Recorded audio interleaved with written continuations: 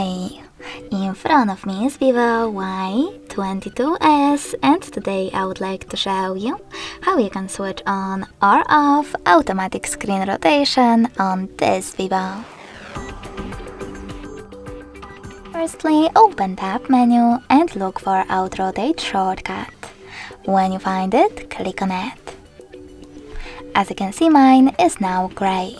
That means that auto rotation is off, but you can always switch it on by clicking on the same one.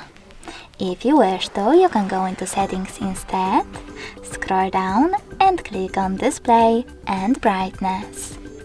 Then tap on this switcher next to auto rotate screen to switch it off or on.